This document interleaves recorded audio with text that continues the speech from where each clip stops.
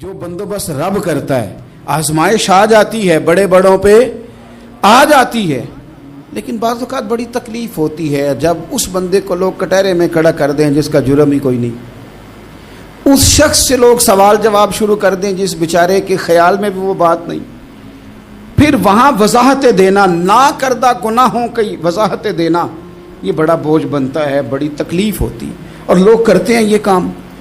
پھر اللہ تعالیٰ جب بندوبست فرمائے، صحیح بخاری میں حضرت جریج کا ذکر فرمایا، جریج نفل پڑھ رہے تھے، ماں نے آواز دی، وہ آ نہیں سکے، نماز میں تھے، ماں ناراض ہو گئی، اس نے ہاتھ اٹھا کے کہا اللہ یہ اتنی دیر تک مرے نہ جب تک کسی بری عورت کا منہ نہ دیکھ لے۔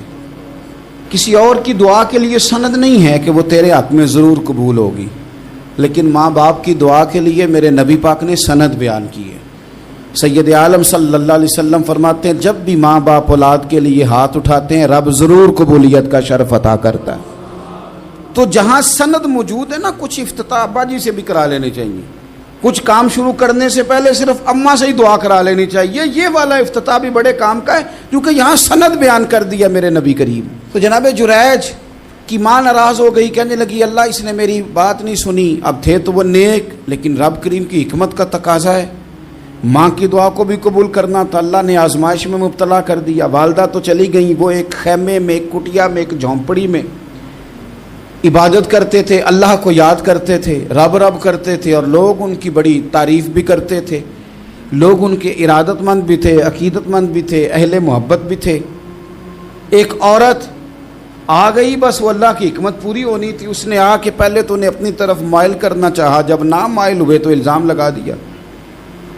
یہ ہمارے دور کا تقاضا ہے، لوگ پہلے آپ کو اپنے حق میں قائل کرتے ہیں، اپنی فرما برداری میں لانا چاہتے ہیں، اگر آپ نہیں آتے تو پھر وہ آپ کو مجرم قرار دے دیتے ہیں، یا میرے ساتھ چل ورنہ پھر میں تیرے خلاف پراپیگنڈا کروں گا۔ دو ہی باتیں، پہلے اس نے قائل کیا، جب جناب جنید قائل نہ ہوئے تو اس نے قریب ایک چرواہا تھا، اس چرواہے کے ساتھ جا کے منہ کالا کیا، مقررہ وقت پہ بچہ پیدا ہو گیا، لوگوں نے کہا کس کا ہے؟ کہنے لگی اس خانقاہ میں، اس حجرے میں عبادت کرنے والے کا ہے۔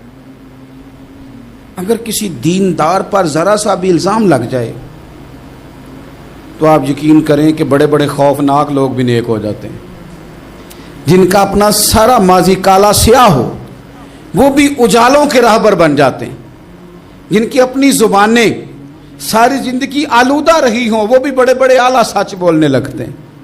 اعلیٰ کچے میرے مکان کی دیوار کیا گری، لوگوں نے تو میرے صحن میں رستے ہی بنا لیے۔ بڑے لوگ آ جاتے ہیں، پھر بڑا کچھ کرتے ہیں اور بڑے بڑے خوفناک جملے کستے ہیں، بس کو نقطہ جو ہاتھ آ گیا ایسا جیسے گرنے کا انتظار کر رہے تھے۔ اب جناب لوگ اٹھے، احتجاج شروع ہو گیا، شور پڑ گیا، یہ بابا بڑا نیک بنتا تھا، نفل پڑھتا تھا، عبادتیں کرتا تھا، دیکھو اس کا حال کیا ہے کہ اس نے ناجائز بچہ پیدا کیا۔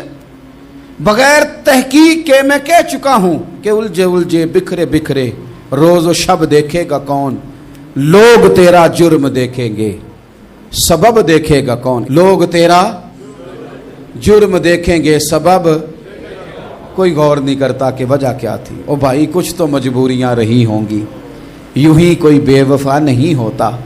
الزام لگا دیا، شور ہوا، احتجاج ہوا، دنیا اکٹھی ہوئی، ان کا انہوں نے اجرا گرا دیا، مارا بھی، پیٹا بھی، ایک نیک آدمی کو بدنام بھی کیا، برا بھلا بھی کہا، گالیاں بھی دیں، جو کر سکتے تھے کیا۔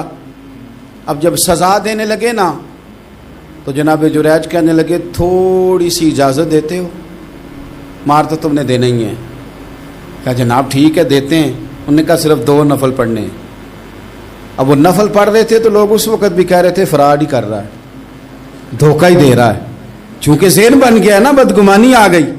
انہوں نے 2 نفل پڑھ کے ہاتھ اٹھائے، کہا اللہ جانا تو میں نے ہے، پر اس رسوائی کے ساتھ جنازے تک نہیں خراب ہو جاتے، قبریں تک نہیں لوگ بدنام کر دیتے، کہ اللہ جانا تو ہے پھر اس رسوائی کے ساتھ تو میری مدد فرما، اب تو میرا کیس تیری ہی عدالت میں ہے، تو رحمت کا دروازہ کھول۔ ہاتھ اٹھائے، دعا مانگی، نفل پڑھے، پورے مجمع پہ نظر دوڑائی، کوئی نہیں تھا سپورٹ کرنے والا۔ کل تک جو کہتے تھے نا تیرے لیے جیئیں گے، تیرے لیے مریں گے، ساری عمر ہی آٹا گدہ ہے، لکھاں کیتے نہیں پیڑے، اب وقت آیا ہی تے محمد بخشا کوئی نہیں ہو بیٹھا نیڑے, ایک بندہ بھی نہیں تھا, ووٹر سپورٹر ساتھ دینے والا کوئی نہیں تھا. تو جناب جنید بچے کی طرف اشارہ کر کے کہنے لگے کوئی نہیں بول رہا, تو ہی بول کے بتا دے تیرا باپ کون ہے, تو ہی بول کے بتا دے کون ہے. اللہ اکبر. میرا رب جب چاہے تو بچے بولتے ہیں, رب چاہے تو گونگے بولتے ہیں, رب جب چاہے تو پھر پتھر بھی بولتے ہیں. جب کہا نا تو ہی بتا تو بچہ بولا اور بول کے کہنے لگا میرا باپ جریج نہیں, میرا تو وہ ہے جو بکریاں چرانے والا ہے, وہ میرا باپ.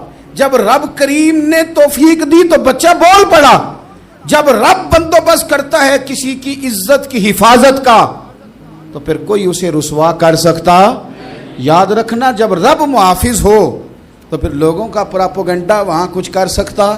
لوگ کئی دفعہ بڑا گہرا جال بنتے ہیں, سازش کا رنگ بڑا گہرا ہوتا ہے, عام سادے آدمی اس کو سمجھ نہیں پاتے, اس پراپوگنڈے کا حصہ ہو جاتے ہیں, انہیں پتہ ہی نہیں چلتا یہ بات دراصل کیا کی جا رہی ہے. یہ کتنی گہری حسد کی آگ ہے جس کو لوگ بغض کے ساتھ ہوا دے رہے ہیں, اپنی عداوت کے ساتھ اس کو زیادہ جلا رہے ہیں.